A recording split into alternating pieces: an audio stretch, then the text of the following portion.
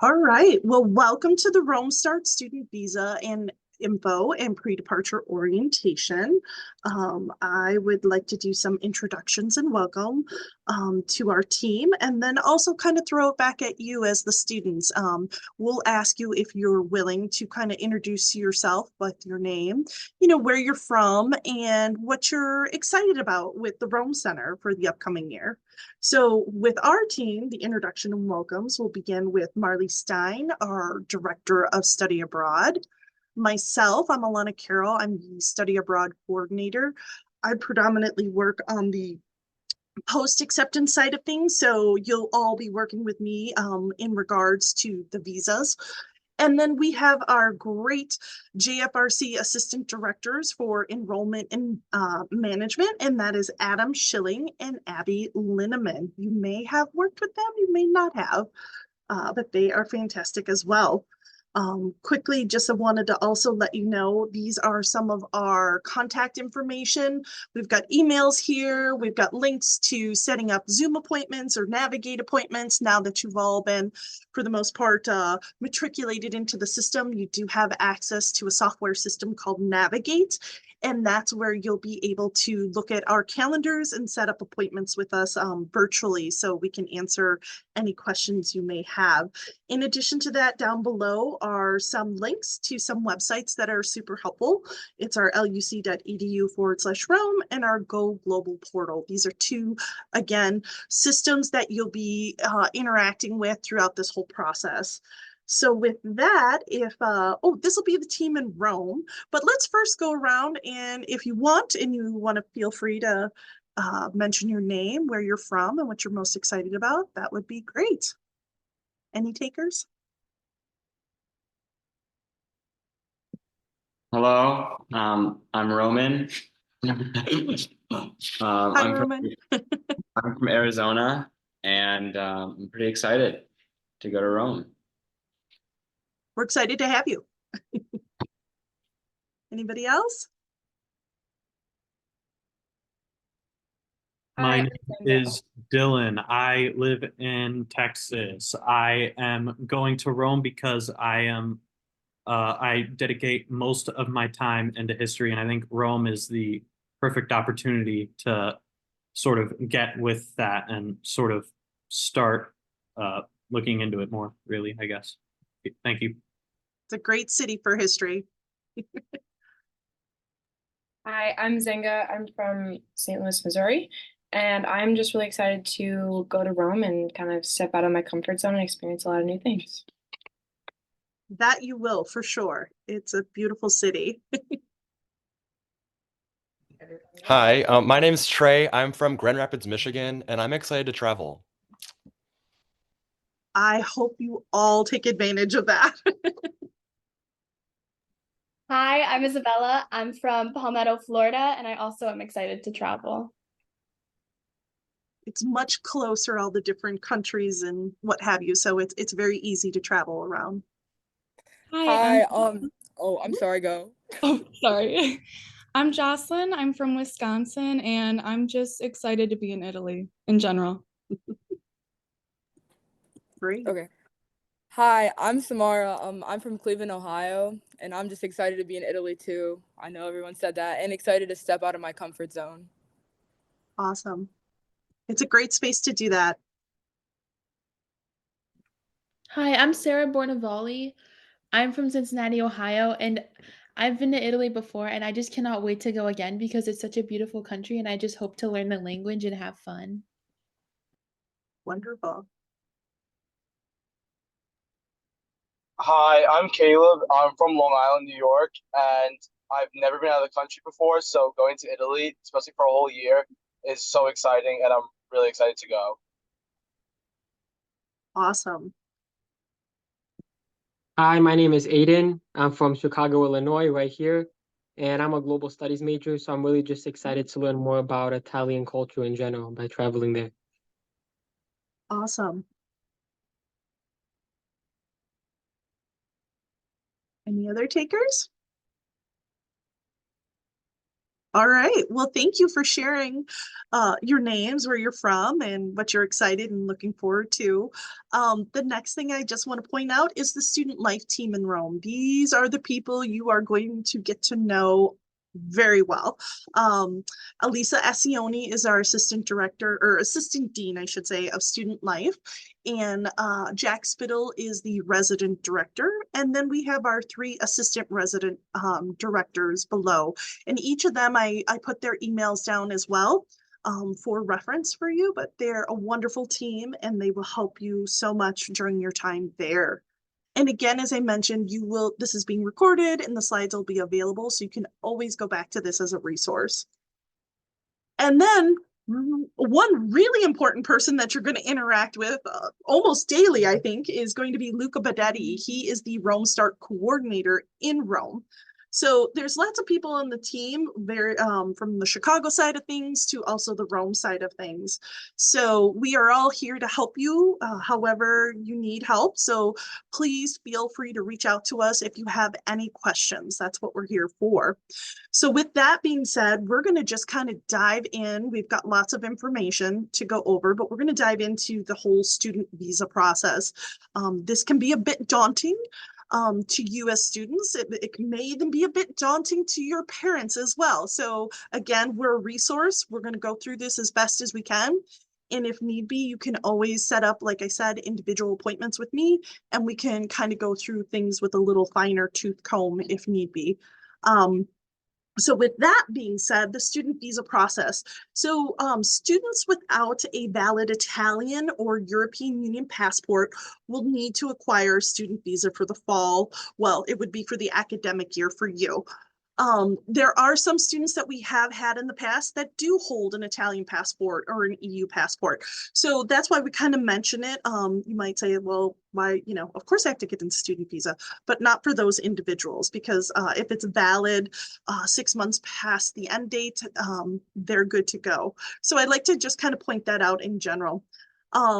So if you are an EU citizen, as I mentioned, as long as you have an unexpired passport and it's valid past that 6 months and the end date of the program, you can study in Italy without that student visa.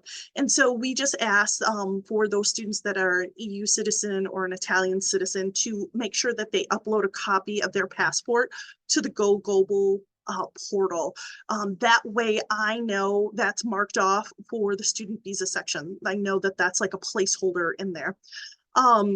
If you hold citizenship in a non-EU country other than the USA, please reach out to me or reach out to rome@luc.edu and we can assist you further. There's a couple little finite details that we have to go over for you in regards to the student visa. So the types of appointments that you can have for a student visa, the coveted one that everybody wants to have is the in-person appointments. So the Consulate General of Italy in Chicago, all of you, because you are Loyola students, incoming Loyola students, are eligible for a visa appointment, student visa appointment there. However, I will say at this point in the process, most of those in-person appointments are already taken. So I'll kind of go over in some later slides where you would go to see if there's any openings and such, but you're most likely going to have to pivot and you're going to have to do that mail-in option. The other option for you for an in-person appointment is to look for a Consulate General of Italy for the region you go, for the region you live in. So if you had, it sounded like we had some East Coast students, some West Coast, Southwest, you can go to your consulate if need be to do an in-person appointment. However, I will say this, we highly encourage you to use that Chicago consulate because we are here as a resource and we're more savvy on that information for the Chicago consulate versus the other ones.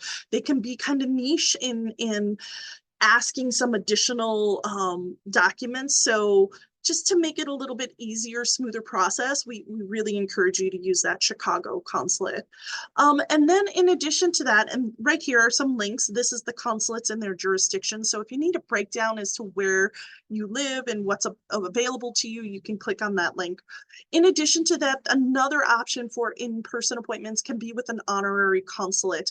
And so they're designated people in those regions that kind of fill in. You're not quite going to the consulate. You would make an individual appointment with them. You might meet up at a coffee shop, things like that. And so to go over your documents. And so sometimes students use that as an option as well. But as I mentioned, the biggest thing is most of the students at this point in the stage do that mail-in option with the Chicago Italian Consulate. So you would submit your application along with all the necessary documents via mail. And so you would make sure, and we'll go through this process a little bit later in the additional slides, but that all the forms are signed or dated in front of a notary, because you would be doing the mail-in option. Should you go in person, you would sign it in front of the visa officer. But if the majority of you will be doing the mail-in option, you would make sure that those things are signed in front of a notary. And then we always like to mention that rush processing is not possible and that Loyola cannot intervene on your behalf. This is through the Italian government, and so it is their operation. We just help you get to that stage and collect all those documents so that everything goes as smoothly as can be. So when should one apply for the student visa, the study visa? Well, right now the window's open. It was open as of February, but because you guys are all seniors and you're going to be incoming to Loyola, that process was delayed a bit, through the whole admissions and what have you. So right now the window is open. And so Chicago we're lucky enough that they have a 180-day window. So like I said, that started back in February. And so, and they calculate that off of the start of the first day of attendance. And so for that fall term, that's August 27th for you. So scheduling your appointment, this is where I was talking about the possibility of securing an in-person appointment. The Italian government uses a platform for booking their visa appointments, and it's called Prenota at Me, which can be accessed here at this link. You would have to register, create a login and register. And so for whichever consulate you are wanting to use, you can't have multiple registrations. So if you're a person that lives in Detroit, you can't have Detroit plus Chicago. You're gonna have to pick one or the other. So you'll have to either, if you created one, then you're gonna have to delete that one and then jump over to the Detroit one. But again, as I said, kind of at this stage, you're most likely going to be doing that mail-in option. So we just kind of, outline that here, that, you would have to only make one account. The biggest thing that I want you to take away from this slide is that you want to aim to have, if you secure an in-person appointment, you need to have that scheduled before July 15th. If you are doing the mail-in option, you're going to need to send your materials and documents in no later than June 15th. And the reason being is for that mail-in option, that can take anywhere from 4 to 8 weeks for processing with the Italian consulate. The in-person appointments usually are a little bit faster, and that's why those get taken quickly. The appointments that they do offer up definitely get taken more frequently and quickly. And so that's usually about a 2, maybe 3 week process. So just be mindful of those dates and deadlines when you want to have everything in. So what documents do I need to apply for the student visa? The basic documents are the same for all the Italian consulates in the United States, and we'll go through that in the other slides, but some consulates may require additional documents. So I always tell students and parents, always check the website for the consulate through which you're applying for that complete list. So for the Chicago consulate, you're going to have what's called a study, either short or long-term visa instructions. And then in addition to this, if it's applicable, if you're under the age of 18, there's an additional instruction. So I'm just going to click on these to kind of give you a quick little overview of what this will look like. So this is the form, once my computer loads here, for the checklist for that study, either short or long-term visa. And so this is the one, the 91 to 365 days. So when you click on these are all hyperlinks. When you click on it, it's going to show you this form. This is what you're going to be filling out. And we have created a template to help you fill that out. And I'll show you where that is later. In addition to that, if you are under the age of 18, you are going to have to not only fill out that visa application form and all the required documents, you're also going to need to do the minor applicant under 18 years of age. And so these are the requirements for this. So you'll want to read through these to make sure that you're supplying all of those documents necessary for that. And so that does involve some parent involvement on this end, because there's going to need to be signatures, and they'll most likely, per here, either be in front of that visa officer or also in front of a notary. In addition to that, you're going to provide them with originals and copies of picture IDs, things like that of nature, also birth certificates. And then lastly, there's an authorization to travel for minors. And so that's a hyperlink to a document. I'll show you later on in the presentation where you can find that. Not only do we have the links here, like I just showed you, but I also have links on what's called our brochure page for Rome Start. So there's multiple ways to access this information. In addition to that, I'd like to point out that we, as the office here at Loyola, the Study Abroad office, we provide you with an official letter of acceptance. And so that letter of acceptance covers a multitude of things in that checklist. So it covers not only the official letter of acceptance from an accredited academic institution in Italy, it's also the letter of enrollment from the home academic institution, and it's the proof of lodging. So we kind of roll in 3 of those requirements into that one letter. So we get a lot of questions on that, so I like to highlight that for you. In addition to that, just kind of continuing, please note that the consulate will take your physical passport while they are processing this application. So do not plan any trips abroad during that processing time, because you won't have your passport. So some of you, I think, 1 or 2 of you may have already reached out. Timing is really key. So if you are having plans to travel later in July or August, you are really going to have to focus on getting all these documents together and out, so that, hopefully that gets back to you in time for any travel plans. And you may have to adjust those travel plans depending upon how quickly this gets completed. So I like to make sure that students and parents are aware of that. In addition to that, to locate the video recording and the slides from today, you're going to navigate to what I was mentioning, the John Felice Rome Center Rome Start brochure page. And I'm going to click on that so you can see that. This is what it's going to look like in the Go Global. And so what I like to mention is the tabs here. So we have all these different tabs, but this talks about the passport and visa requirements. And then this is what I call the helpful visa documents and pre-departure orientation. So these are links to that template that I mentioned. And when I click on here, you should be able to see those pre-populated answers. Now, keep in mind, some of this is going to be individual, like your date of birth, your passport number, but we essentially go through this and we answer these questions and mark things off for you. And if you have any questions regarding that, that's what I'm here for. Reach out to me and say, I'm not sure about question number 3 or question number 4. Can you help me? Is this the right answer? And then next is the student responsibility. This is what we like to just kind of summarize everything here. So for that visa document checklist, you are not only going to print and fill out that visa application form for long-term stay, you also, if applicable, you're going to need to supply and fill out documents for that minor applicant. If you're under the age of 18. In addition to that, you're going to need to obtain a passport size photo that gets attached to your visa application. You can go to a CVS, a Walgreens, wherever you need to, so that you have that. You can't take a picture with your phone. It has to be like an official passport size photo. And you'll also need to, as I mentioned, hand over your actual physical passport, but you're also going to need to provide them with 1 copy of that passport. And then this is for the non-US citizens and what you would need to provide for that. And again, I can individually speak to that at a later point if need be. If you have a driver's license or a state ID, you'll need to make a copy of that. So that kind of shows them the eligibility for that jurisdiction.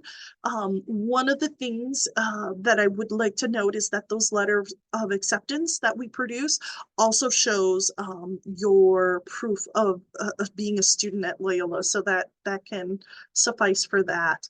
But if you don't have a driver's license or a state ID.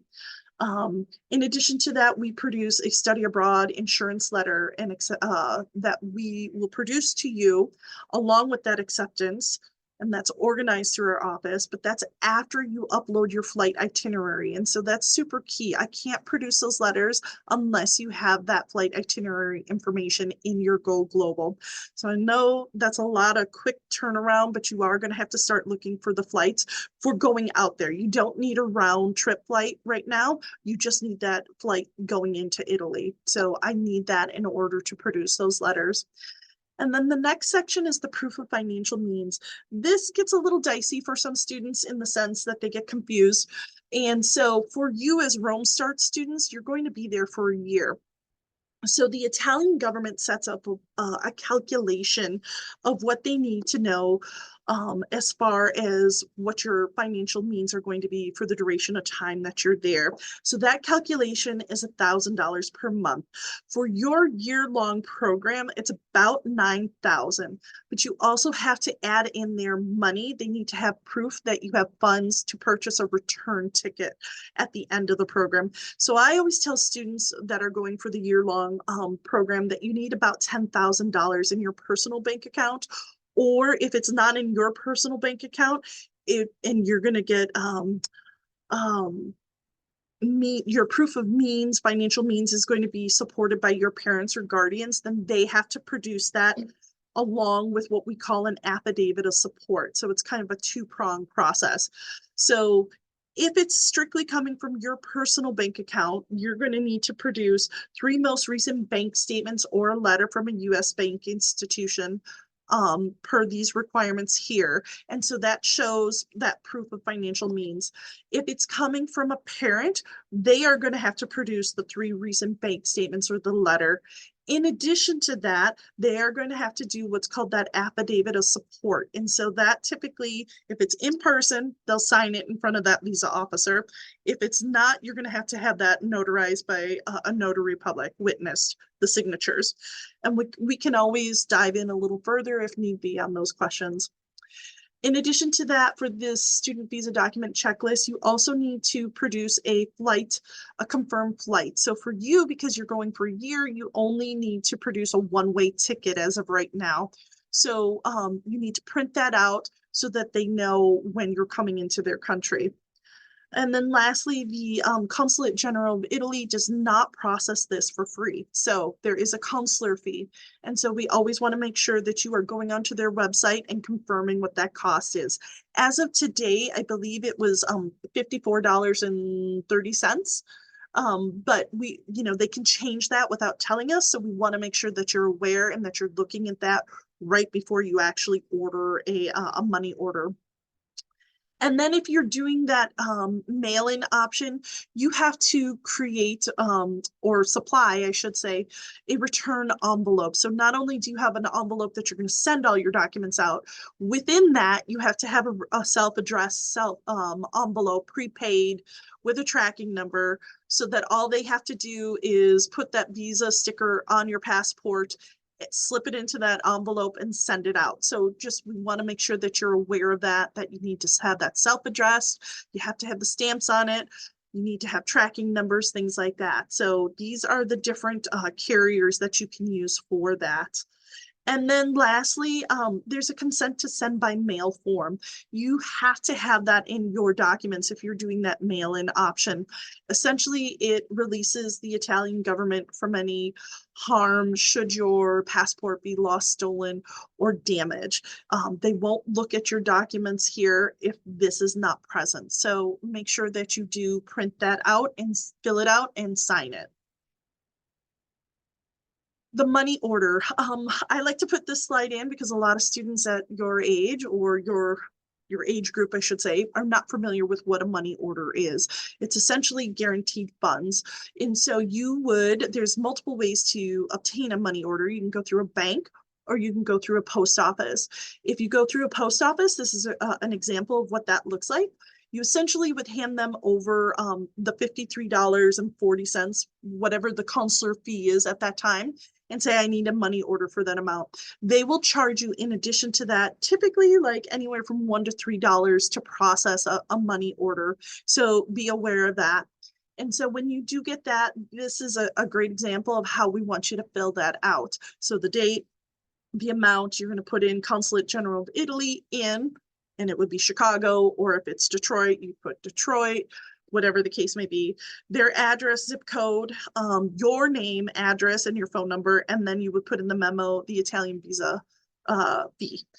And so one of the things I want to mention is you can't, once you start to fill that out, if you make a mistake, you can't do like whiteout or redaction tape, because that will render it unacceptable. So just make sure you pause and slowly fill that out and you don't make mistakes, okay? In addition to that, this is some of you probably were asking in the previous slide already, like, what is the address? What's the information? So once those documents are assembled and you are ready to mail in, one, you want to look at the Chicago Consulate's website, go through that checklist like we talked about, but here's their address. So you want to make sure on those envelopes that you are sending this to them and the full address here. And then in addition to this, I always think it's really important to have the contact information for the Chicago General of Italy for Chicago. So I have a link here that has phone numbers and emails as well. Again, I can help you as much as I can, but should there be a question that I'm not able to answer, you know, we want to make sure that you have access and you can easily find their contact information. So I like to provide that. Helpful documents. This is where I talked about the template for that application form. So I supply it here. Again, multiple different spots, not only in the slides, but also on the brochure page, on the consulate's page. Here's that blank affidavit of support document that's linked here. And I'll just click on that so you can see what that looks like.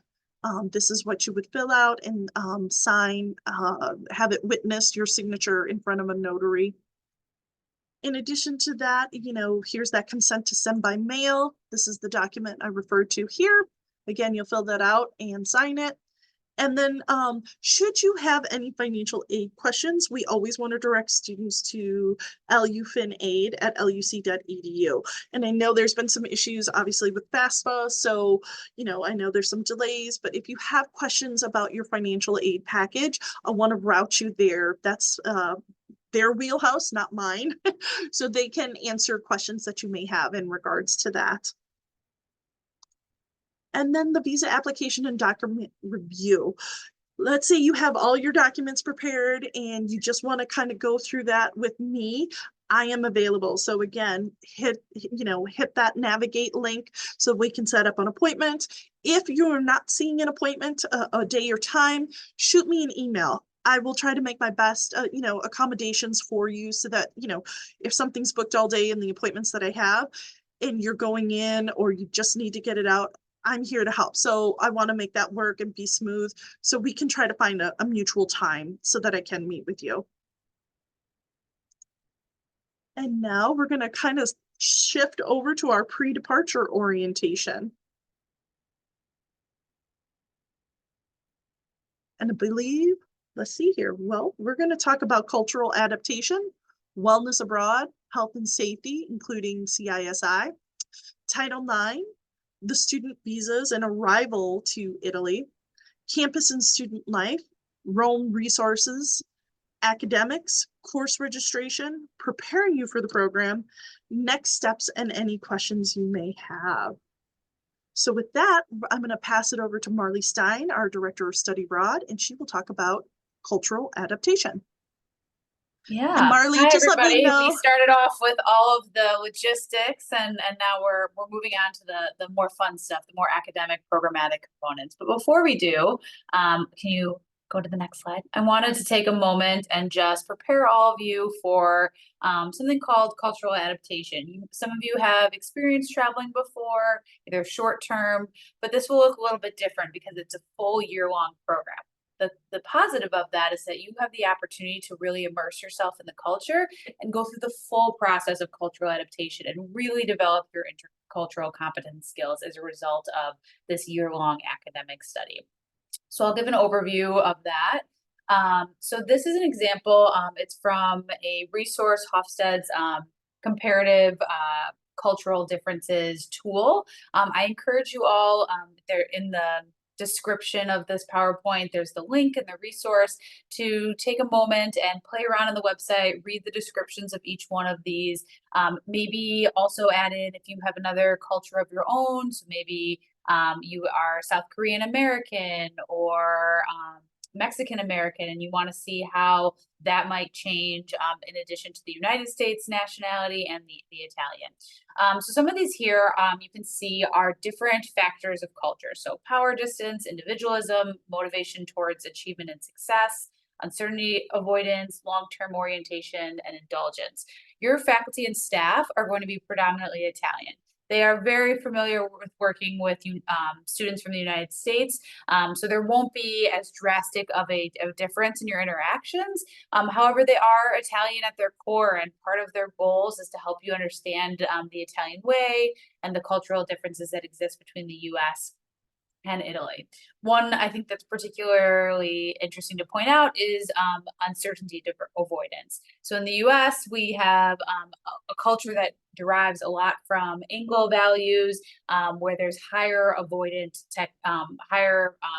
focus on being more avoidant, where in Italy, it's a much more direct culture. You can actually see that in the language, the way it's when you translate it. And when you're talking, they tend to talk closer with a lot more hand gestures. If they have a particular concern or complaint or misunderstanding, they're going to approach you directly to work it out, as opposed to maybe waiting or letting it fester before focusing on it.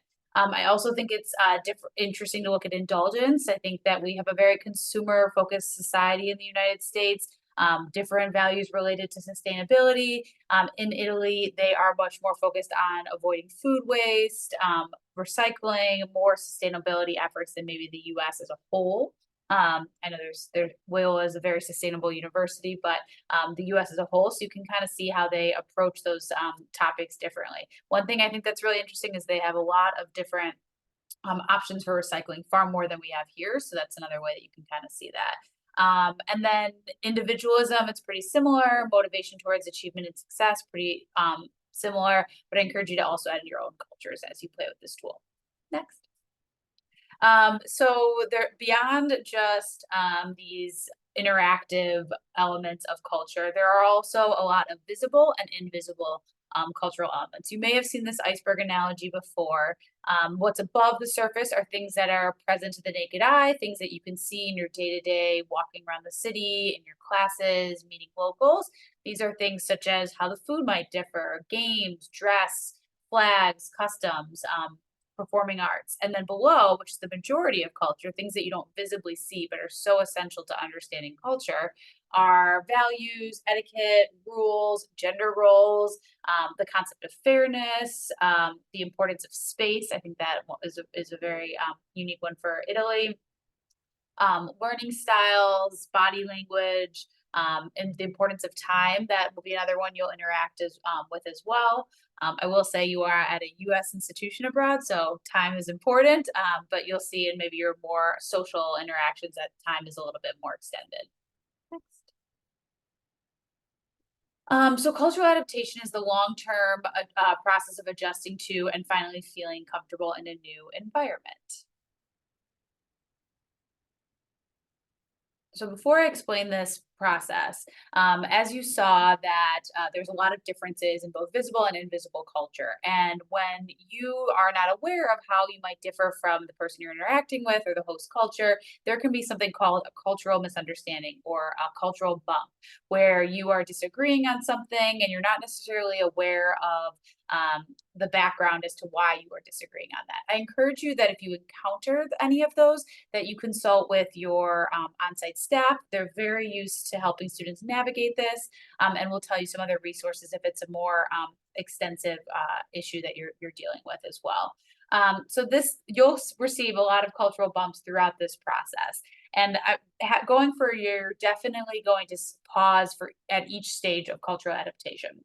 So the first phase, you're going to get there. I can already see the excitement in all of your introductions. You're going to be very positive, curious. You're going to anticipate that everything will be new, different, exciting. You might even idealize the host culture. You might say everything in Italy is great, all the food's great, there's nothing wrong with where I'm going, and you're going to really focus on your enjoyment first. But then with time, you'll notice that things are a little different than what you actually expected, and that's okay. This is where the real learning comes into play. You start to feel that different is actually inferior. The host culture might be confusing, or the systems in place are frustrating. You might grow impatient. Then, as time goes on, you're going to feel more relaxed, develop a more balanced, objective view of your experience, and you might start to incorporate different elements of your own culture with the Italian culture, or you might start to incorporate some of the Italian customs into the way you do things. So you'll feel a little bit more balanced. Next slide. In reality, we often use that W curve or that basic curve. It's not going to be as linear as I just described. There's going to be moments where you're going to have extreme positive emotions, there's going to be negative emotions, and it's going to go up and down throughout each stage. It's important to note that everybody's experience will be different. So just because you're feeling something in a particular moment doesn't mean that your peers are. But I do encourage you to share and use each other as a resource as you're discussing things that might be common or different. The period of frustration, you'll definitely have ups and downs, and eventually you will adapt and go upwards as you become really immersed and part of this new routine and new culture. This is usually what happens when you come to a university for the first time. So this is not unique to the fact that you're going to Rome. It just might be a little bit more nuanced because you're also learning a new culture as opposed to just a new university. And then when you come back to the US, you'll definitely have the whole curve will start over again in re-entry. Next. So tips for cultural adaptation: make sure you take care of yourself physically, you give yourself permission to feel bad, you don't make impulsive decisions, be open-minded to experiences and people, know it's okay to make mistakes, be patient with your adjustment. It takes time, so it's not going to be immediate. It might be 1 month, 3 months, 6 months, but it's definitely worth it in the end. And everything has a learning opportunity. Establish a support network of peers, friends, staff, or instructors, and reach out to local staff for guidance if you are struggling. Navigating your identities abroad is another thing that can cause stress, and it also is something we want to make sure that you have access to the resources that you need. So think about your personal identities.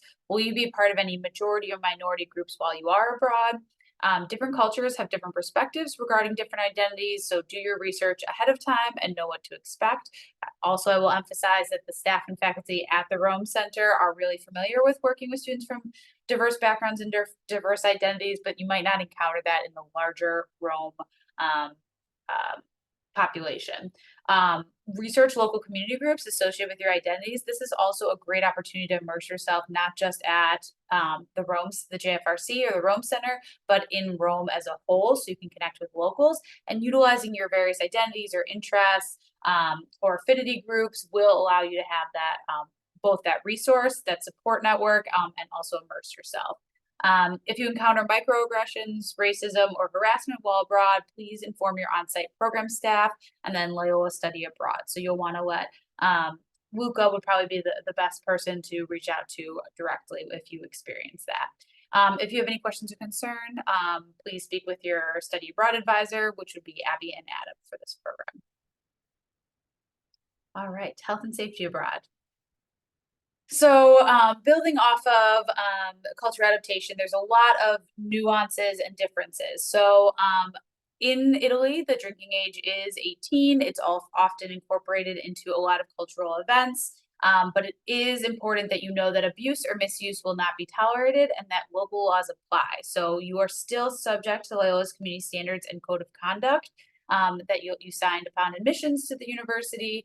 And so if you violate that, you are responsible for any repercussions that might happen and subject to the policies and procedures by our student conduct office here at Loyola. There should be no alcohol consumed during academic or program time or in the student housing. If it's part of the academic course that you're taking or a particular excursion where it's done so in moderation, that is at your own decision, but only if you are of legal drinking age at the time. The majority of illnesses and injuries on study abroad programs are related to alcohol abuse. So make sure that you are not abusing it and that you're following local laws. Drug possession or use is grounds for immediate expulsion or a sanction, and that's again done through the Student Code of Conduct and the Student Conduct Office. Breaking laws abroad can carry much more severe punishments.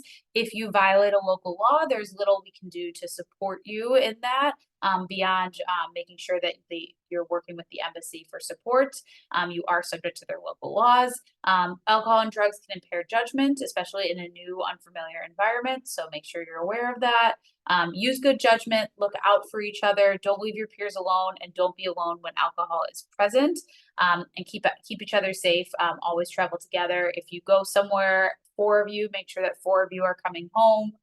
It's really important. Next.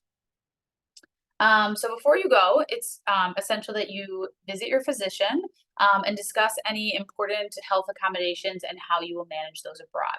Discuss any medical conditions such as mental health and how you will manage those. So also please disclose any allergies or dietary restrictions. It's your responsibility to advocate in country for those. But if you have any severe allergies, we want to make sure that that's made on campus. The student life team and the Mensa knows about that. Discuss prescriptions with your practitioner and make sure you have enough to sustain you for the full year or at least for a semester, because maybe you can come home and get those. Obtain the medical name of any prescriptions you might need in case you need to access those in country. Not every prescription medication is available in Italy. So make sure you're doing your research on which ones of those are available before you go abroad. If you know you're going to need access to something, let's say you can't get enough for the full duration, that's something you're going to want to reach out to CISI, which is our insurance provider. We'll go through a little bit more information later to make sure that they can facilitate you getting that in country. And then if you are traveling with medication, make sure you have a prescription with you when you're traveling. Consult the CDC website. That's where you're going to see what immunizations are necessary and which drugs are able to be got in country or which ones you need to bring with you. These are some travel immunizations and clinics. These are mostly in Chicago, so these are not as relevant for all of you, so apologies. But you can go to a travel and immunization clinic in your local community and ask them questions about what you would need to do in terms of traveling. But I would say your best reference is to go to the CDC website for Italy. And I'll put in the chat after we finish this presentation. Do your research, review the pre-departure materials, so this reporting, any other materials related to visa, things that are coming from the Office of Admissions related to your transition to the Rome Center. Stay up to date on COVID-19 conditions in the host country should those change, follow all local guidance. Research some of the socio-political climate and other safety matters in country. That's going to make you a lot more educated when talking with locals and able to keep yourself safe. So there's some resources there. The U.S. Department of State, travel.state.gov, travel advisories, exit entry requirements, which Alana has you covered. So review the brochure page that has a lot of that. And also ask your questions as needed. And then country-specific health and safety information. This is safety abroad. I tried to find a picture of Italy at night. You can see that people are very active and walking around, so it'll never be quiet in Rome. But make sure you use common sense while abroad. Always lock doors and windows. Do not carry large amounts of cash. Be careful with your phone and other high value items. Pickpocketing is one of the most common things that you'll encounter in Italy. This means also if you are walking around the city and you're using your GPS, be mindful. Maybe look up your directions before you go abroad, before you go outside, so you don't have to be staring at your phone. If someone does try to grab your phone or another valuable item from you, don't engage with them. Don't fight back. Just let them take it. Your personal safety is the most important because that's when more issues could happen. Don't drink in excess or accept drinks from strangers. Avoid public demonstrations. While activism is important, there are ways to get involved in a more in a safer way because public demonstrations could potentially turn violent. So please avoid those at all costs. Never walk home alone or accept a ride from a stranger. So that means no hitchhiking. Travel in groups, look out for one another. Walk with a purpose and beware of traffic patterns. Also in Italy, traffic accidents are one of the other most common incidents abroad. There's very narrow streets. The cars are sharing the street with the pedestrians sometimes. So make sure you're aware of traffic patterns as you're walking because you might have to jump to the side and be very close to the buildings and walls as you're walking through the city. And then if you do travel up to other parts of Italy where there's open bodies of water, never swim in water without a lifeguard on duty and obey all posted warning and signs before entering any body of water. Accommodation requests. So you all are new to Loyola, you're new to the processes here. So I want to make sure that you're aware that we have facilities and offices dedicated to supporting any accommodation requests you might need in country at Loyola. It's integrated with the JFRC, so it's a seamless process. But in order to have support for that, you do need to report those with the Student Accessibility Center. The registration form is linked here. There's also a reminder in your Go Global portal to do that. Once you complete that, should you need an accommodation, you'll be assigned an advisor or case manager that will put together an accommodation plan for you all abroad. SAC request form deadlines is for fall will be May 15th.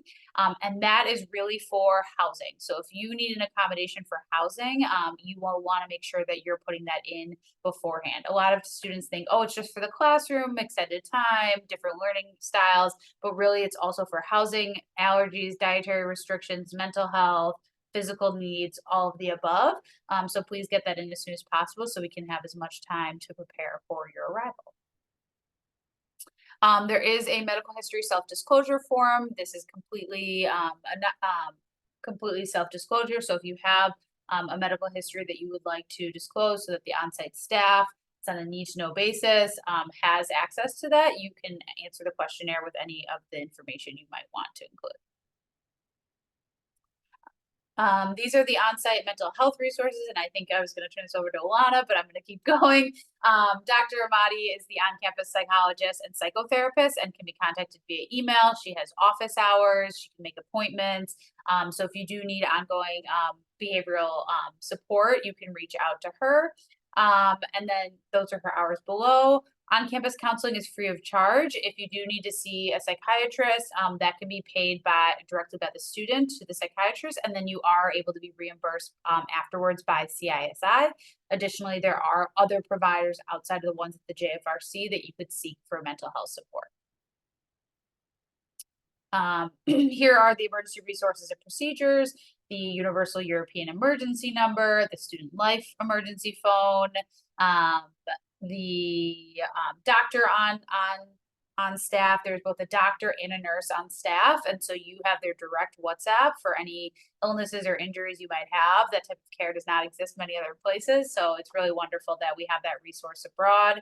At the JFRC, there's a 24/7 reception desk that can answer questions. They're overseeing your safety. And then there's the AXA emergency phone number. This is associated with CISI, which is the health insurance you'll all be enrolled in. So that's if you need to locate a provider quickly, you are headed to the emergency room for whatever reason, they can open a case for you. So that's a really great reference number. And then the LUC emergency phone number, that is our general police number on campus here in Chicago, and it'll reroute to me. You probably will not call that an emergency. You would first contact the student life team if it's not an immediate emergency, and 911 or 112 if it's an emergency in country. For minor illnesses and injuries, if you feel sick, see the on-campus nurse, or you can speak with Dr. Guerrero 24/7. You can also make an in-person appointment with him. His visit is covered by CISI and for the first-time visit, and then you can submit an invoice for reimbursement from CISI as well.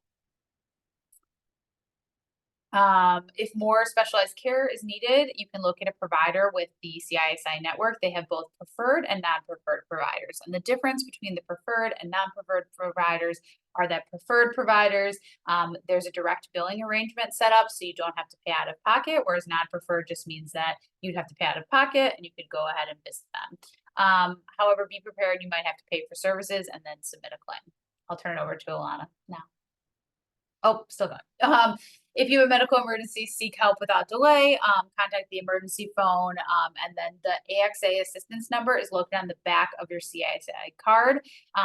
You'll be registered as a group for those services and get a welcome packet as well. All right, so moving on to Title IX Abroad. This is usually led by our Office of Equity and Compliance, but I'm going to give you kind of the brief overview of how you report if you experience any of these microaggressions or Title IX violations. Next. So the Office of Equity and Compliance was created in 2019. They implement policies related to civil rights. They work with other campus partners to provide supportive measures. So oftentimes they support our trainings. Their goal is to promote a culture of inclusion, safety, accessibility, and accountability, and conduct impartial investigations. They work closely with the JFRC as part of Loyola if there is anything related to these matters. So the comprehensive policy is the university's policy prohibiting sexual misconduct and discrimination. It applies to protected classes covered under state and federal civil rights laws, and it applies to all Loyola students, staff, and faculty, including those outside of the U.S., which is the JFRC in Rome. It also includes our Title IX policy. So these are incidents or things that might happen that would make you need to report and or would have you covered under the comprehensive policy. This sexual assault, sexual harassment, domestic violence, stalking, abusive conduct, discriminatory harassment, failure to accommodate a protected condition. So anyone who experiences conduct prohibited by the comprehensive policy can report it to the OEC, which we included that link there, and then appropriate and reasonably available supportive measures on a case-by-case basis for anyone involved in a report or process. So these are questions. If you have questions, you'll reach out to Matt Tobin, Equity, and then use the link as well. All right, I'm gonna turn it over to Alana to give some more details on our CISI insurance. Great, thanks, Marley. So we are now going to talk about the insurance. So CISI insurance is mandatory, so you all will be enrolled in that policy. So I'm going to go over when you are enrolled, what you will receive, the tools and resources, how to use those resources, claim submissions in the reimbursement process, and how to reach out to CISI. So this is a hyperlink directly to our CISI insurance policy.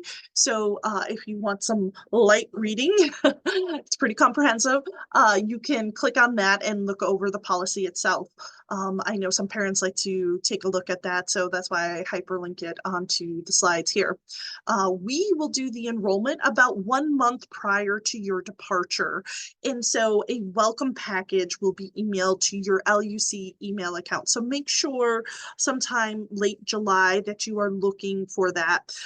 It will come from CISI directly, not from me or from Loyola. So sometimes those can get routed into a spam or junk folder. So I want to make sure that you're aware of that. And so that you know some of the pertinent information related to that. The subject line will be CISI materials, and then this is the email account that it'll come from.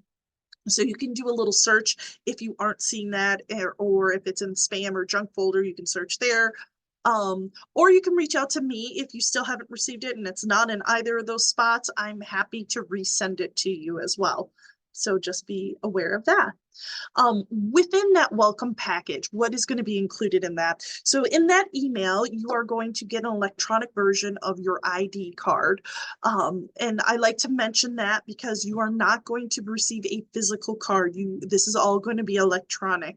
So just be mindful of that. So you'll have that ID card. You'll also have a link to the brochure, as I mentioned earlier. I have a link in there too, but they'll also have that in the welcome package. You'll also receive a consulate letter. It's a letter that they produce. We are providing that already for you in order to get the student visa, but they also provide that later on. There's also links to the claim form. Should you need to do a claim form, you will have that. And then there are links to what they call their CISI Traveler app and to their My CISI Participant Portal. So there's two different ways to access all this information related to insurance. And you have two, as I mentioned, two different ways. You can do it either through your computer, which is that portal, or you can access it through your phone. So we kind of go over that process because everybody uses phones nowadays. And so we want to make sure that you have that readily available on your phone as well. And so we'll walk you through that a little bit later on. I like to just kind of point out what that looks like for that app. As I said, everybody uses this. It's very handy. And so as you'll see, it'll have all these different options in here, like for check-ins, should there be an emergency that happens, itinerary, if you are going away for the weekend, you can alter your itinerary. Everybody will be registered for their itinerary for Italy for the start date to the end date, but a lot of students take weekend travel. And so, if you're going to Germany for the weekend, you can go in here and edit that so they know where you're at. You can view your documents like we talked about here. If you need to look at your ID card and locate that should an emergency arise, or you're going to a doctor at a location. You can locate a provider. Marley alluded to the preferred and non-preferred providers. You can enter in by country, city, even individual locations, and they can guide you to what's preferred and non-preferred, which is a helpful tool. In addition to that, filing a claim if need be, contacting CISI, or if there's travel warnings that are happening in your location. So this is a wonderful app to have on your phone, and we will encourage you to download that. And then this is the participant portal. So it pretty much mirrors everything that we just talked about in the app, but should you not be on your phone and you're on campus and you're working through your homework and you're like, oh yeah, I need to look up a provider, and you don't have your phone around you, you can go on to this participant portal and you can look for that information here as well. So I kind of like to highlight and show both of those for you. In addition to that, this is what the actual card will look like, the electronic card. So it will have, the group sponsor, which is Loyola University of Chicago. It will have the policy number here. It'll have your ID number, your name, the coverage dates. The one thing that I really want to point out with this image is right here, this for emergencies only. So this is what we call that AXA Assist. And so this is really key. And I like to make sure that students and even parents are aware of these numbers, because should you need to make a phone call outside of the country, so if you're in Italy or if you're traveling to Germany for the weekend, this is the number you would call in that emergency to open up a case or get some directions or assistance with that. So you would do the +001 and the phone number here, and it's a call collect from outside the US. If you are in the US, so we're being proactive and you have some continued medical conditions that you want to make sure that you have access to while you're in Italy, you'll want to call this number and let them know that you're a Loyola student and that you'll be studying abroad and that you're inquiring about a prescription or what's available. So again, this is kind of what we talked about with that research. You want to see some of those medications may or may not be available in Italy, or some of those medications may not be legal in Italy. So you want to do that research not only with the CDC, but also with our insurance company, so they can assist you and guide you and set up a plan proactively. So we always say, if you do have that continued medical need for prescriptions or anything else, you want to start that now, and you want to start that like 4 to 6 weeks prior to your departure so that you have it in place for you should you need it. And then this is just a summary. I like to always kind of, again, provide all the information on how to reach CISI, phone numbers, emails, things like that, their actual physical address. I think it's helpful to have that as well. So registration and applications, these are really key things that we like to stress to you as students to have to do before you leave. And one of them is they're all very beneficial as far as like for safety reasons. So one is the Alert Traveler, we'll go over that. The next one will be the STEP registration. And then finally that CISI application that we talked to you about just a little bit before. With the Alert Traveler, the benefits for that, and I will go through that, is it's a mobile app. So you're going to have a couple different apps on your phone that we encourage you to have. And so this Alert Traveler is a mobile app that will provide country health and safety information in real-time alerts. So should something happen while you are in Italy and it knows where you're at, it will send those alerts. Again, if you're editing some things or letting them know about traveling elsewhere, you can also look up or get alerts for those locations as well. In addition to that, the key thing and why we ask that you download this and we make sure that you download this is that it's a check-in feature as well. So should we need to reach out to you, we can do a push notification. So let's say there is a volcano has gone off, I don't know, or there's an earthquake and we know that it's in the general vicinity to where you're at, we may push out a notification to you via phone because you will have this downloaded on your phone saying, are you okay? Are you safe? We notice you're in this region or area. And then you can respond and say, yes, I'm fine. Everything's good. Or no, I need help. So it kind of goes both ways. We need to be able to reach you should something happen and vice versa. We are not tracking you 24/7. That's not the purpose. We're not, knowing where you're at, but we want to know where you're at. We want the ability to send things out to you. So just be aware of that. So when you download this onto your phone, whether it's through the Apple App Store or Google Play, you'll want to do that about 30 days or more before your program. And then the key thing is you want to enable those notifications, those location services, health and motion services. These are key in order for us to keep you safe. Your safety is important to us.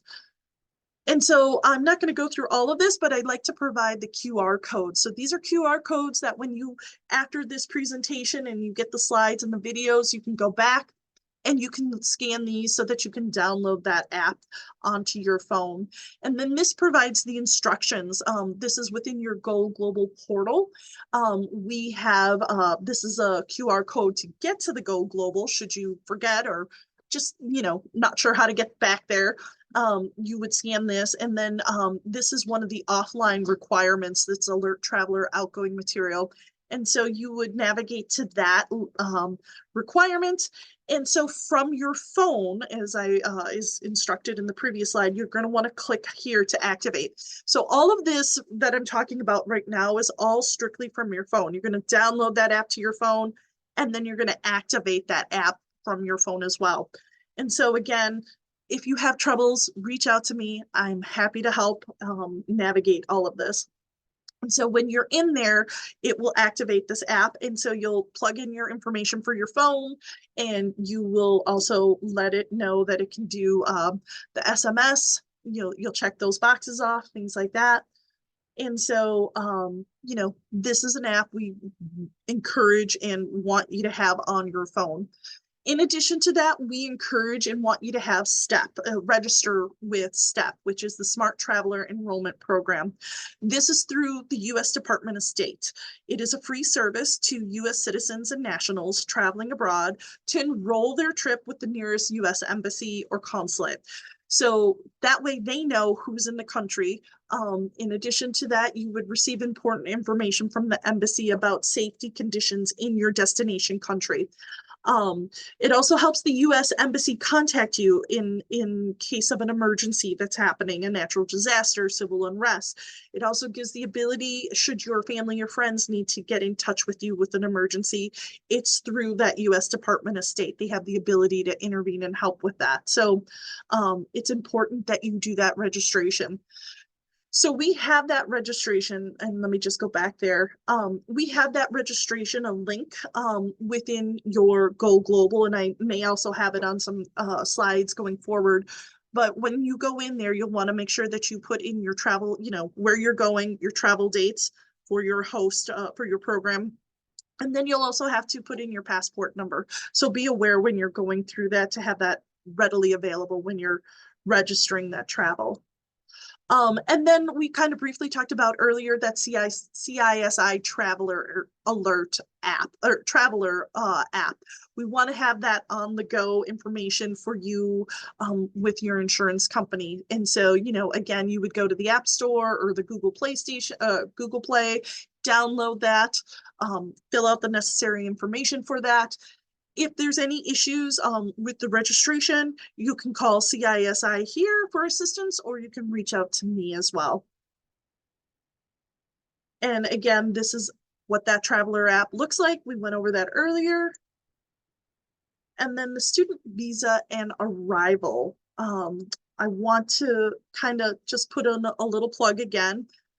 Because the student visa is very time sensitive, I just want to make sure that you're on your A game and that you're collecting all those documents, and that if you are most likely going to need to do that mail-in option, that you have to have it ready and out to the consulate no later than that June 15th. And again, that's for students without a valid Italian or EU passport.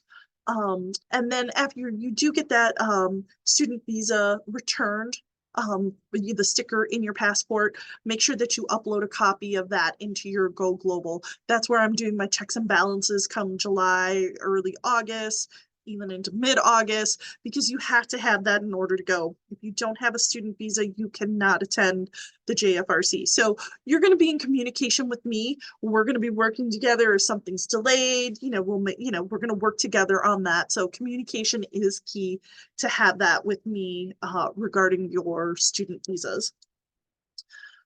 If you are landing at FCO, which is the main airport, international airport in Rome, just upon your arrival, I just want to make sure that you know that you'll navigate to customs and you'll have your passport ready, and they will you'll go through that process. And from customs, you'll go to the baggage claim to grab your luggage and what have you. And then you'll start to look for the signs for the taxi stands or checks queues. It's very well marked. It's on the floor. It's up above.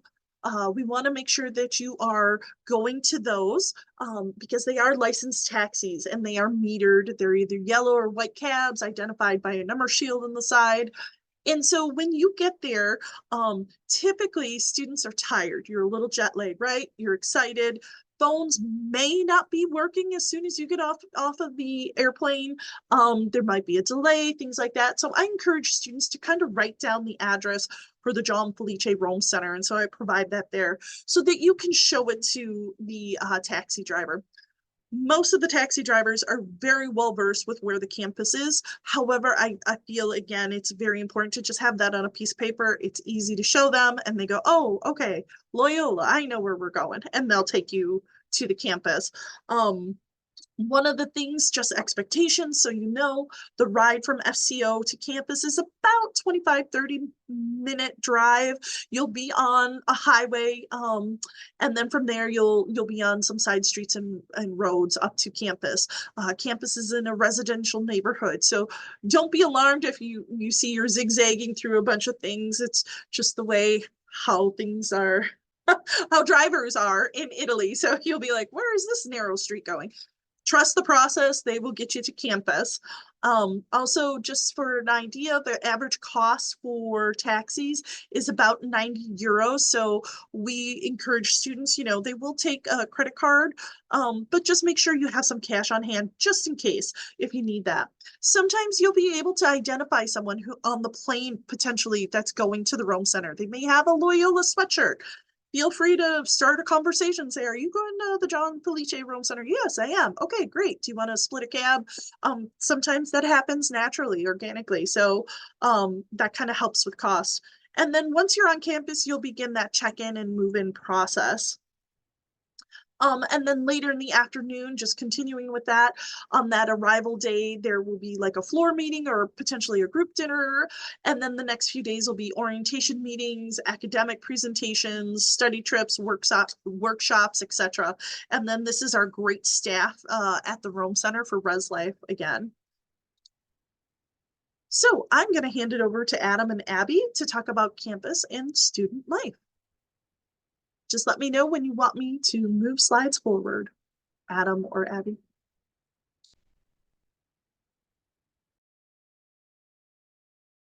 Oh, Abby, you have to unmute. Unmute yourself. Thank you, Alana. Hi, guys. We're so happy to have you join us in Rome this year. I'm just going to talk a little bit about what campus life is like, so you guys can sort of get a feel of what your next semester, especially your first semester at college, looks like. So where is the John Felice Rome Center? We are located in Balduina in the Monte Mario region. This is a more residential region of Rome. It is about 20 minutes ride away from the Vatican, about 40 minutes around ride away from downtown Rome.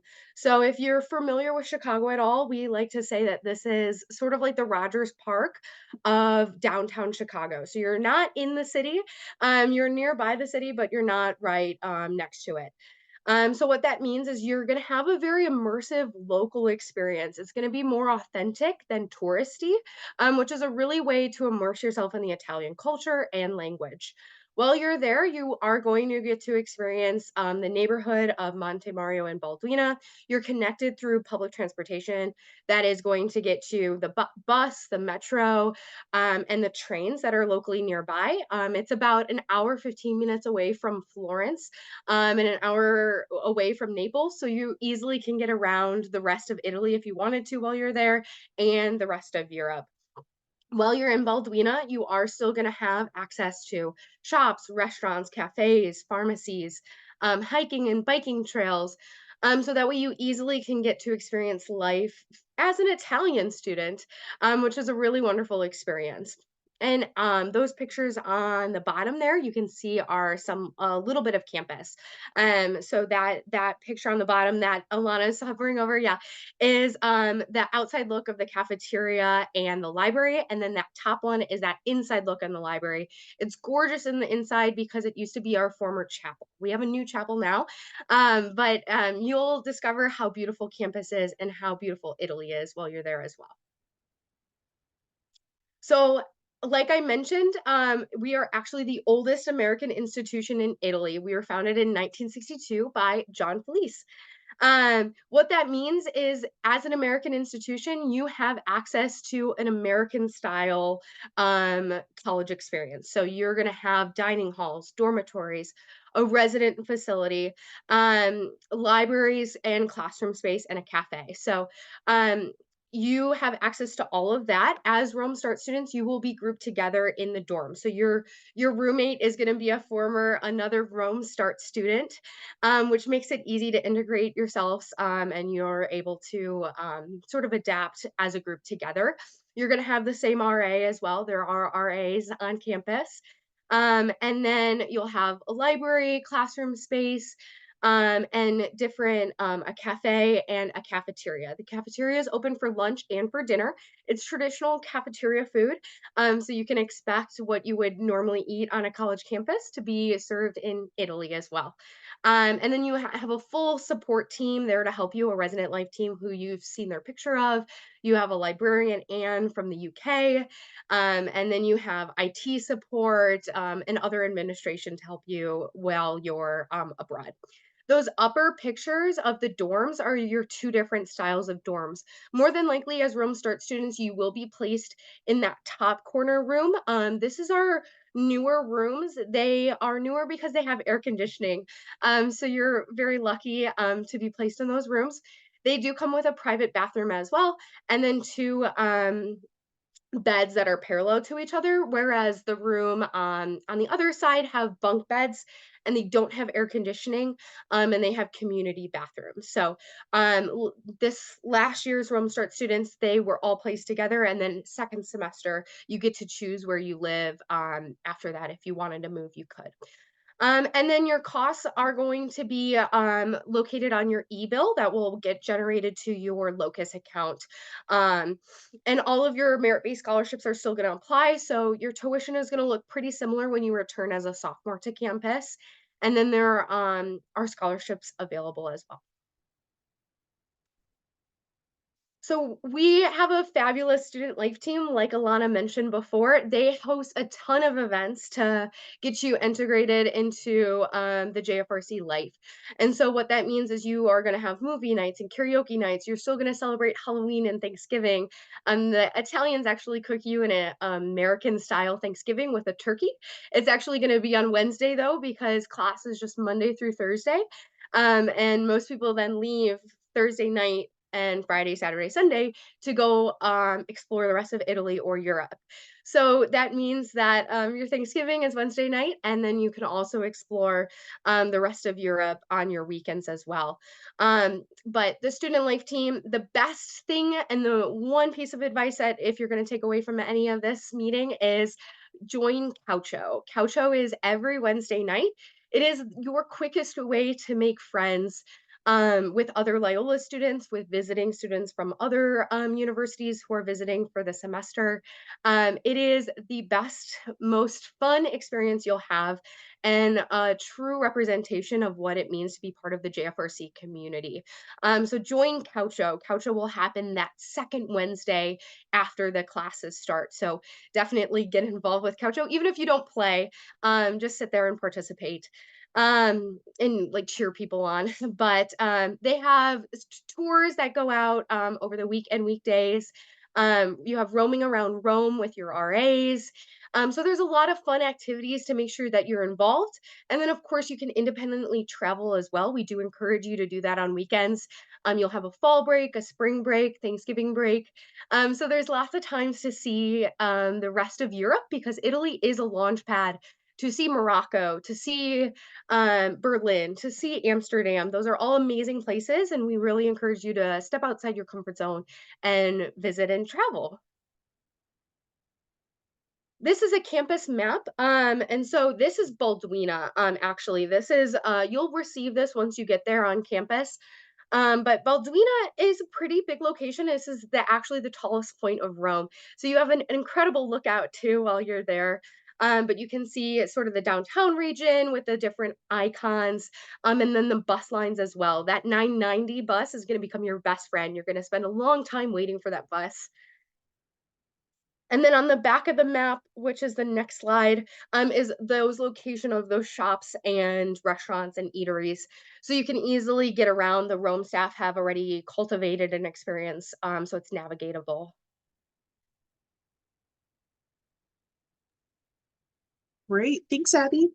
Okay, so I'm just going to quickly go over some Rome resources. And as I mentioned, these are resources. So again, you can access this at a later point. But this just talks about the times for the Mensa, the cafeteria, and the days and the times for lunch and dinner. It also talks about the business office where you can obtain, I believe you can do some exchange for money there. There's an ATM. If you need to buy like a bus pass, things like that. These are the hours, and just keep in mind some of these are subject to change, so you'll get a revised schedule if needed when you go through orientation on site there at the Rome Center. In addition to that, there's Ronaldo's Cafe. It's a little shop, a little area where you can get food, soft drinks, ice cream, coffee, things like that. So this kind of breaks down again those times and dates that they're there. This also is a resource for, again, the nurse and the doctor and the psychologist. You can always go back and reference this. And then for Campus Life Continued, laundry services. There are laundry services. Each washer and dryer load costs €2, so be mindful of that.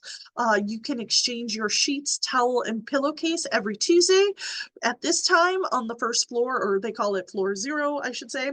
And there's also a gym. It's a small gym, but it has some very nice facilities and what you need. And so that is open Monday to Sunday, and those are the hours. And then lastly, there is a church, there's campus ministry.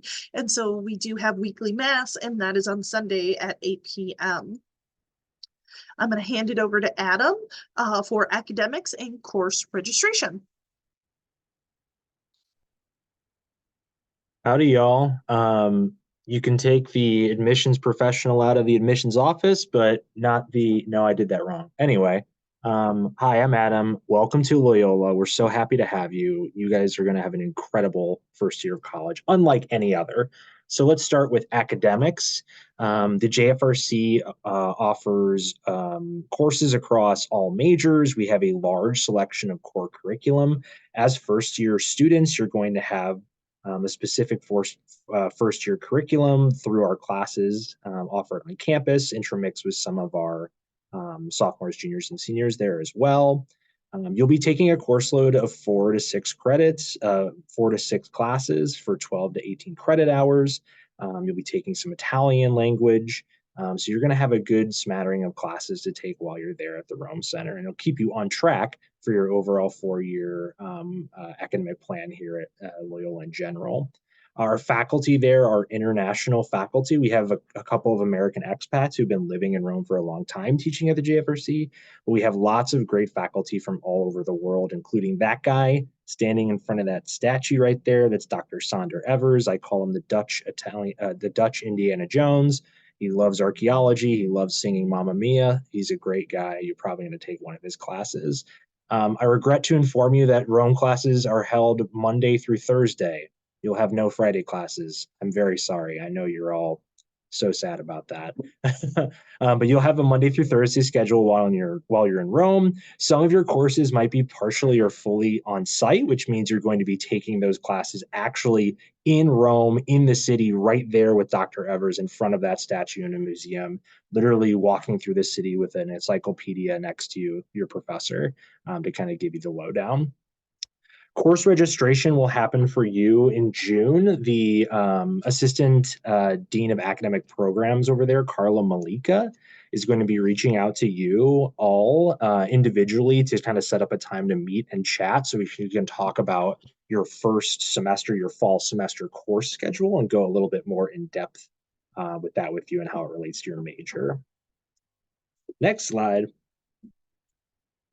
So when you are going through Locus, if you want to right now, you can go to our website, the John Felice Rome Center website, luc.edu/Rome. You can actually go ahead and look at the course offerings for fall if you want to get an idea of what courses are going to be offered to you as a student in the fall. You can also go through Locus too, and these are kind of the steps if you want to search for the Rome Center campus in this class search field for fall 2024. You can actually kind of see already what we're offering there and what you can take as a student there.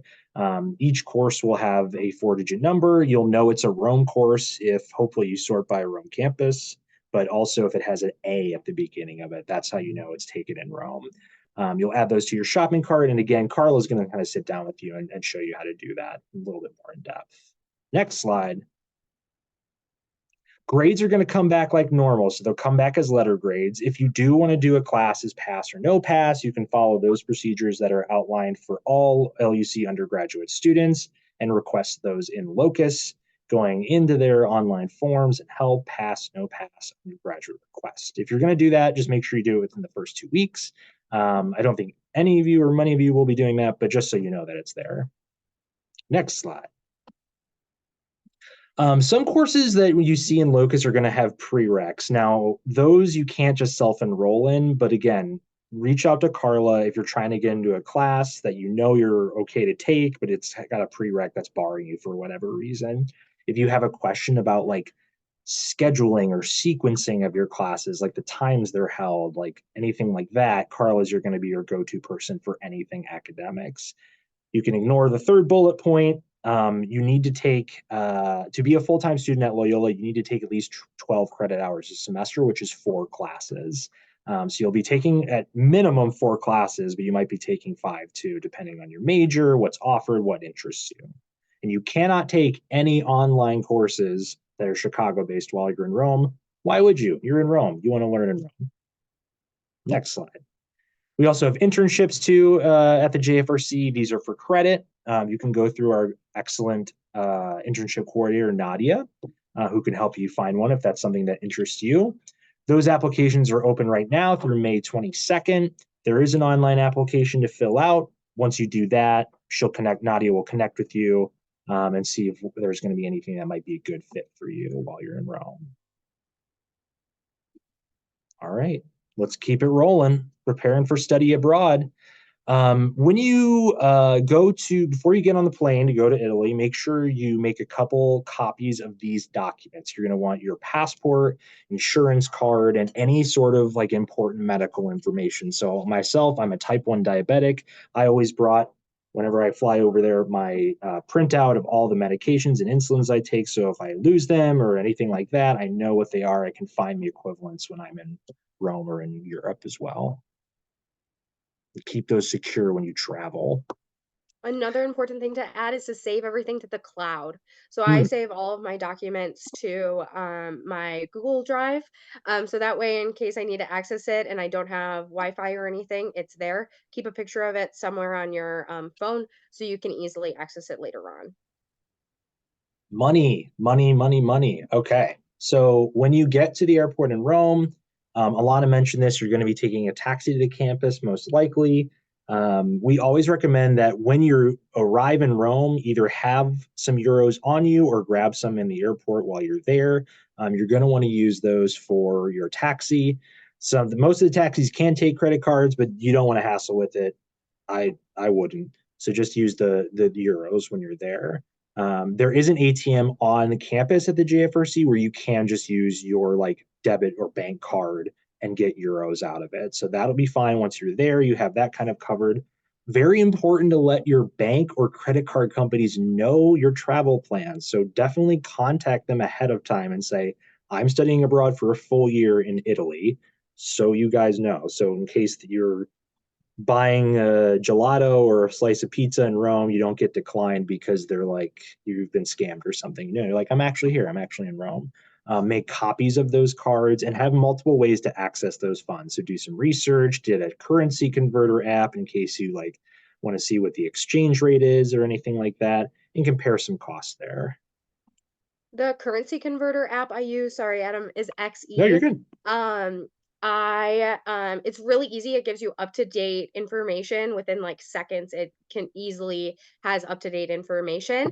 And then if you plan on getting a credit card before you go abroad, make sure it's one that doesn't have any international fees associated with it. So I have a United Explorer card, which means I get extra miles on any international purchase. So this is a nice travel pro tip since you are going abroad and you're booking a flight.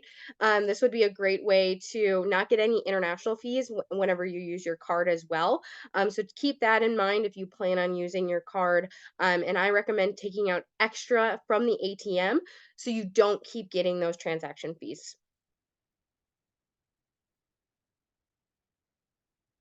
Do you want me to keep going? Yeah, go ahead. Go ahead.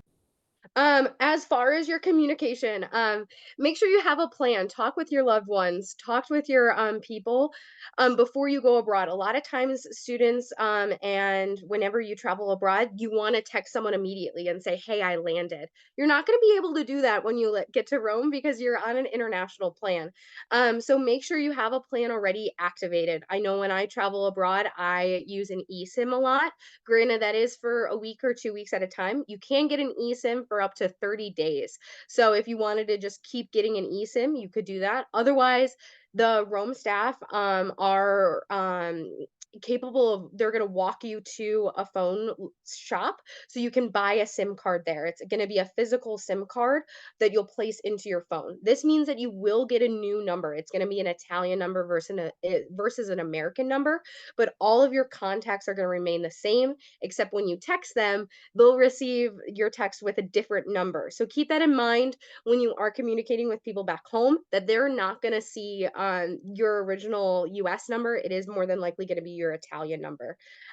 So SIM cards are really easy to navigate. If you didn't want to get a SIM card at all, or you didn't want to get an eSIM, you could also just live off of Wi-Fi. The JFRC does have Wi-Fi there. Most shops and restaurants are going to have Wi-Fi.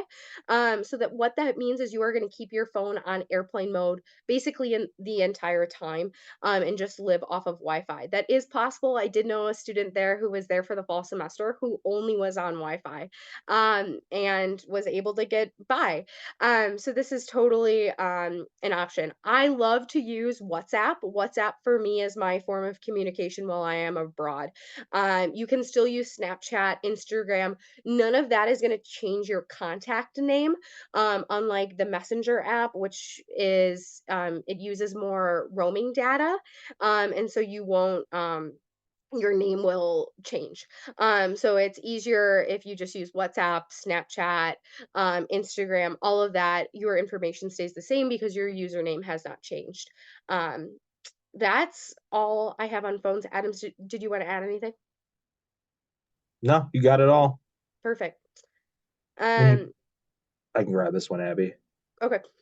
When you pack stuff, big one, don't make the mistake I did the first time I went over there and just be like, oh, I'll just plug in my chargers like normal. They got different plugs over there. So make sure you get an EU standard plug so you can plug in all your stuff. I usually get a couple of those and you'll have those for your full year. With clothing, kind of bring the basics. So you want to have enough for all seasons, but you don't want to go crazy with the clothes because you want to have some space to bring stuff back. So definitely don't overpack, but have something for a rainy day, have something for like a very warm day. You're not going to have to deal with snow, which is great. So you don't bring snowshoes, but you are going to want to bring some like very comfortable, very sturdy shoes. You're going to be walking a lot in Rome. So bring shoes that are going to be comfortable for you for doing a lot of walking. But nothing too fancy, no snowshoes, those things like that. When you get there, the JFRC will have sheets, pillowcases, and pillows for your bed. If you would have anything you want to bring, feel free. But you want to bring your laptop too, just so you can have that for common spaces or when you go out. If you want to hang out in the quad and do your studies and things like that. But there are going to be computers in the IC there too if you need them. Abby, do you have My any tip packing for tips? packing is to put everything out, lay it all out, and take half of it away. You are very likely going to overpack. That is my pro tip for you, is if you have 2 jeans, only bring 1. Put everything, half of it is everything you'll need. And then make sure you do have that charger, that it's a charger and an adapter, a converter and an adapter. That's really important. And then these are your next steps. So make sure you're reviewing your registration requirements. Visit your doctor and talk about any prescriptions. There is a pharmacy nearby, so that way you easily can get your prescription changed. And then make copies of all your documents and have your family members keep a hold of them. So in case something goes wrong, they can easily access that if need be. And then make sure you read all of your pre-departure paperwork and complete everything and go global. We'll be contacting you if you don't. So make sure we get all of that done as well. We're so excited to have you and welcome you to Rome. Are there any questions? Thanks, Abby. Yeah, now's the time if you want to unmute yourself and if you have questions, ask away. We have a team here between Abby, Adam, Marley, and myself. We can answer those questions. If you're not comfortable unmuting yourself, you can put it in the chat and we can answer it that way. Again, if you think of something after this presentation, you can always reach out to any of us and we're happy to answer those questions via email or Zoom or Navigate. I have some questions about kind of more like daily life things. So I know that you mentioned that August 27th is the move-in date, and you also mentioned that after you get off the plane, you'll be moving in directly.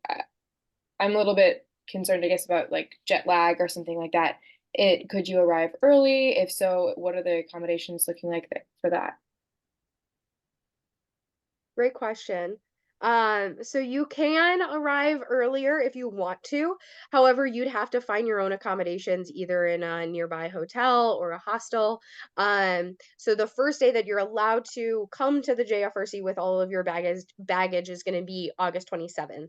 The best way to beat jet lag is actually to stay up all day long. That is the only way to do it, and then you'll go to bed probably around like 7 p.m. or 9 p.m. To get readjusted. But since you're younger, it's actually a lot easier. I know when I studied abroad, it was a lot easier back then than it is for me now, and I'm only 6 years older. Okay. One other tip I would say is, like Abby was saying, the adrenaline's going, so you're going to be excited. You're going to power through probably that first day. Mid-afternoon, you might have to go to Rinaldi's and get a little espresso shot. That kind of helps a little bit to kind of carry you through till that 7 o'clock, and then you're going to crash come 7 o'clock and hopefully sleep very well. Okay, thank you. And then I had another question. You mentioned that the cafeteria is open for lunch and dinner. What is the common breakfast routine? Are there kitchens available? Do you cook your own food, or? There are not any little small cafe, any kitchenettes or anything like that. The Ronaldo's is going to be your best bet for breakfast. It is Italian style breakfast that is included with your in your e-bill charges, so you're not paying anything extra for it. You'll tap your ID and money will deduct from there. But they'll have small little items like pastries, a fruit cup, espressos, a tuna sandwich, cute little like Italian items, European items that you can eat for breakfast. It's not an American style breakfast. There's not going to be your eggs, your ham, your bacon. That's not going to be at the JFRC though. Okay. I do know, Abby, they do, if you request, they can make some scrambled eggs, is my understanding. Yeah, they added it on popular request. Yes. Because us Americans couldn't live without the American breakfast. We needed a little protein. Okay. And then my last question, sorry about this. Is there so you have a roommate, obviously. I know that like often with other colleges, there's kind of like a contact page for trying to find roommates. Is that are you able to have an input over who your roommate is, or is it just completely randomly assigned? If you have met someone, so we don't facilitate like the social media like gatherings, but I do know if you go on Facebook and you do Loyola University of Chicago John Felice Rome Center, there are some